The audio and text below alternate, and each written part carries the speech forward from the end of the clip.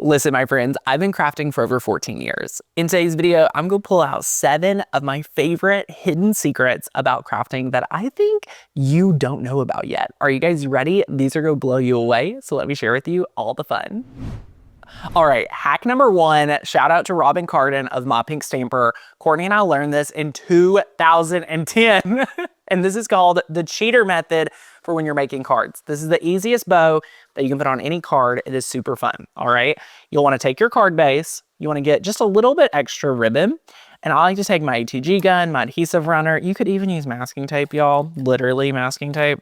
Put it down, right like so, and then once it's down, you're going to take it and you're just going to want to line it out wherever you want to put it, just like so. We're putting a little cheater method. She always called this the cheater method. So after your ribbon's on here, right, looks really good. Now what you're going to do is get about 6 inches of ribbon, cut it, I like to always angle it, and then you pick where you want your bow. Now, sometimes when you're making a card like this, you know, you want to put it up here. Sometimes I like to do, you know, a card like this. So you just want to decide where you want it. I would normally recommend in one of the corners. Okay. So we're going to take it under, just loop it under, and then tie a knot. And this, y'all, will make it look like you know how to tie up a legit bow on a card, but it's really just wrapped over and then knot it. Just like so. And now you can cut the angles. Super simple. You can tie it real tight and then cut the other one. This is such an easy way to elevate the card without having to do much work at all. And then boom, you have your little cheater method on your card. Now listen, you guys know I started off as a paper crafter, so I want to make sure you know all my paper crafting hacks. Furthermore, you need to make sure if you're going to ink the edges like I'm teaching today, that you get the Tim Holtz ink pads. They will last you a lifetime, and I can't find mine. But the office has some other ink pads from Hobby Lobby. So this will do, but just know I prefer the Tim Holtz, okay? So you open it up, and you can sometimes get a little dauber so you can really ink the edges. It's great if you're going to do scallop circles, things like that. But what you can also do is take the literal ink pad and you can just go over the edges here. And this will just elevate it and make it look just a little bit more magical. So see, you're just inking.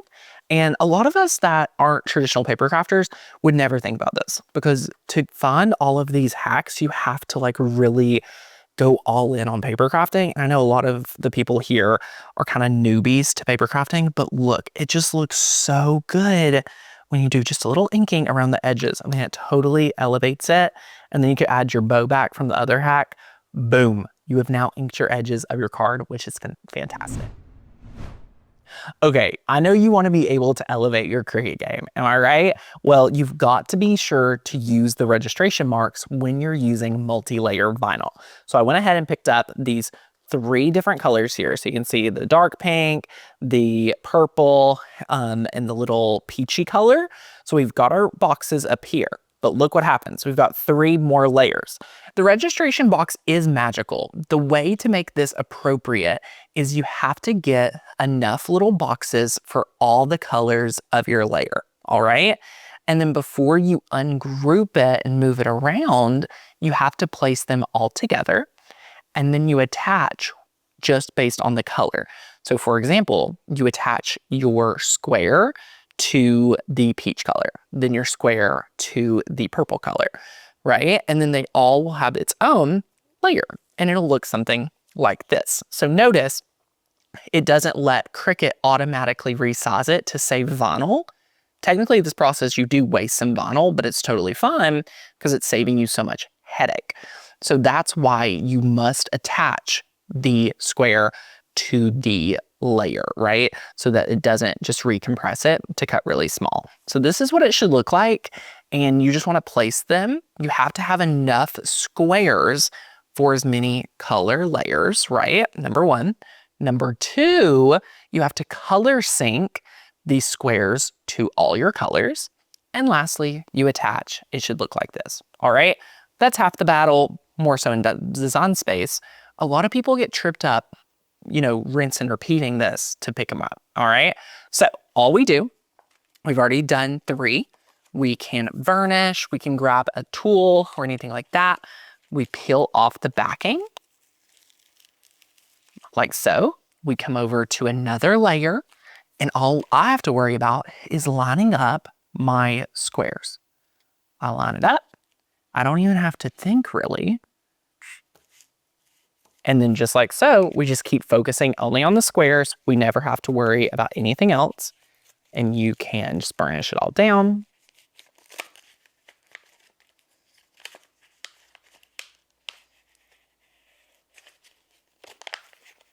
And see, we've lifted this one up. Now we'll do rinse and repeat for our blue layer. So we can just go ahead and place this here.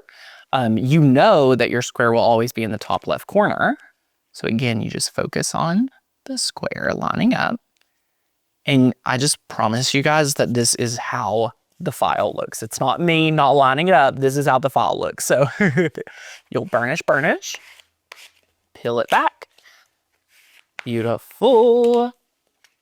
And like so, just rinse and repeat. And it just allows you to have stress-free crafting when it comes to a multi-layer project. And if you're like me, it's very, very needed. And then look, you've got this, burnish.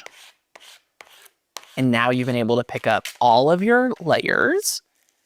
And what you would do is take your pair of scissors and just cut off the registration boxes, because obviously you don't want that on your project. And look, now you have your file ready to go on your mirror, on your wall, wherever you're gonna put your vinyl decal is ready to go, and you can apply it. If you're not ready to use it day of, just grab a piece of tape, transfer tape backing, and apply it back on, and you'll be good to go. All right, my friends, I love cutting felt with my Cricut, both with the fine point blade that's bonded felt. I also love using the rotary blade. But you wanna know what I don't love? When my mat gets destroyed after one piece of felt, all right? So here's the hack that I've gotta put you on to. Grab a piece of transfer tape, all right? Just don't even question me. Grab a piece of transfer tape, cut it to the size of your felt, apply it to the back of the felt, all right? Just like this, apply it to the back, right here, and then look what we're gonna do. We are going to actually apply the felt transfer tape side down onto the mat, and then guess what this does? It's going to allow us to still have great stickiness to the mat. It's flawless, but guess what it doesn't do?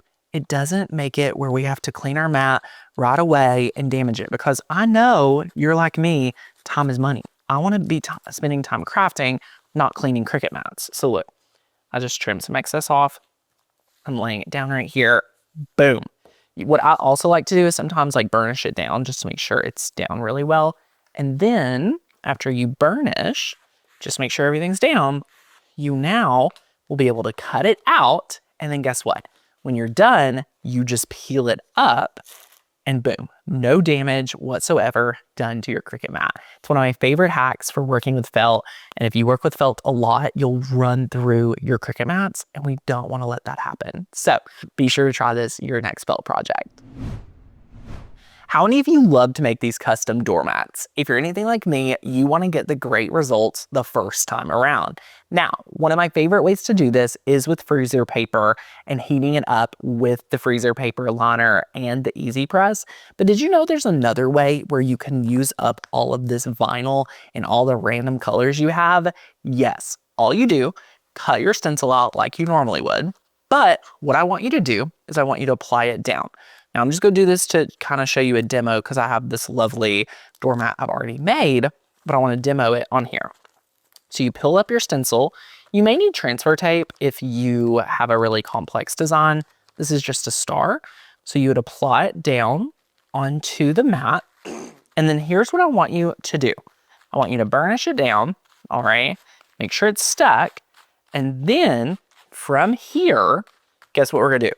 We're gonna grab a heat gun, and the heat gun is gonna heat up the adhesive to adhere even better onto the mat. So look, we're just gonna heat this whole area up a little bit. And it's going to activate the adhesive, and it's going to allow it to adhere even deeper into the particles of the mat, because this is a really textured surface. So to get these really crisp and clean edges, it's just more difficult. So that's why you need a little heat. My tip is, if you are using a really strong and powerful heat gun, to kind of stay 6 to 8 inches away. But if you're using a hairdryer, you can get a lot closer, but both will work. It just takes a little bit more time.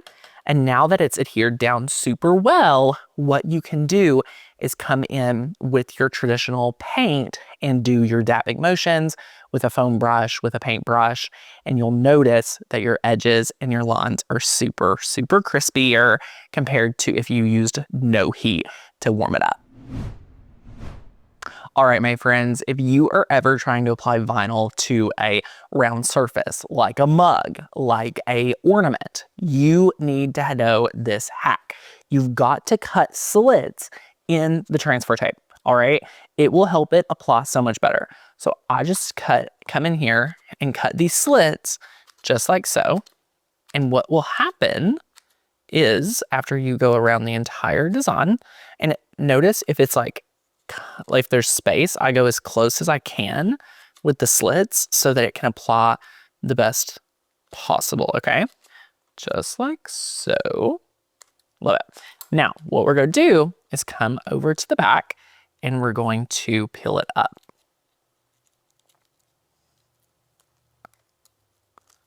And then as you start peeling it up, you'll see it starts coming off. Beautiful. And then here's what you do. You want to take your glass. Now, sometimes you can place it into something. We like to use foam. We like to use, leftover things. I also like to put it on, this is a bonus hack. I like to use a brayer like this and lay it. Look at that. It will just lay on there. It has the 2 slits. These burnishing tools are super, super handy to be able to hold your glass mug. And then look, we're going to be able to take this, because of our burnishing tool, it will stay in position. I think this is the most important part of the hack. Now you get to use your finger and you just slowly go through applying it down. Now, another hack, second most important. First is the burnishing tool. Second is to make sure you've cleaned your surface with rubbing alcohol. Okay, very, very important. And lastly, believe it or not, is cutting the slits. You've got to do the prep so that this will go on super, super well. And as you can see, the vinyl has all adhered down really well. What actually tries to resist and bubble up is the transfer tape. So once it does that, the slits will just let it kind of lay down wherever it wants. You can come in and peel all this up, just like so. Boom. How about that? A cup of cheer. Imagine your hot chocolate or whatever you love to make this holiday season in your little glass mug. I mean, I need a latte in here right away. Am I right? I love it. From the Dollar Tree, y'all. All right, my friends, when was the last time you cut something super, super intricate and then you're like, actually, I can't weed this at all? Let me tell you, you need to grab your baby powder, all right? I have 3 babies. I've never used baby powder, so you may have to get some at the Dollar Tree, but apparently it's really good. This one is cornstarch baby powder. Can someone in the comments let me know what you used to do with this? Because again, raised 3 kids, never used it, but we're going to use it for our crafting today. So if you have a darker color, use baby powder. If you have a lighter color vinyl, you need to use cocoa powder, okay? And I bake a lot, so I got that on deck. But all you want to do is take some here. Y'all, it is very minimal you need, because look what we're going to do. After we get it, just like so, sprinkle, sprinkle, we're going to take our finger and we're going to rub it in just like so. And then all of a sudden, you will be able to actually read your design and see the outline, so that, guess what? After we brush it away, boom, look at this. After you are able to add the baby powder and then kind of wipe the excess away, you can see this so much better. I can actually read Santa's eggnog and like really see it. So then I can come in with my weeding tool, weed it really, really well, and make sure I don't have a craft fail. Because again, if I have a craft fail, I'd have to waste another piece of vinyl, the time to cut it, so on and so forth. But the baby powder saves us every single time. And again, for white vinyl, other colors like that, your cocoa powder will help a ton. Guys, I have to tell you, my absolute favorite one from this video is my cheater method for card makers. If you're on the fence about being a card maker and making with more paper crafts, y'all, it is so much fun. But I want to hear from you. Which one is your favorite? Leave me a comment down below. I cannot wait to see which one was your favorite, which one had you forgot about, which one have you never heard of. Leave me a comment down below. If you loved the video, hit the subscribe button if you're not already. Give the video a thumbs up, and I'll see you back here real soon for another video. But if you want to keep on watching, go ahead and see this video right here. And as always, check out makersgonnalearn.com. Join the membership, linked right down below. See you in the next one. Bye, guys.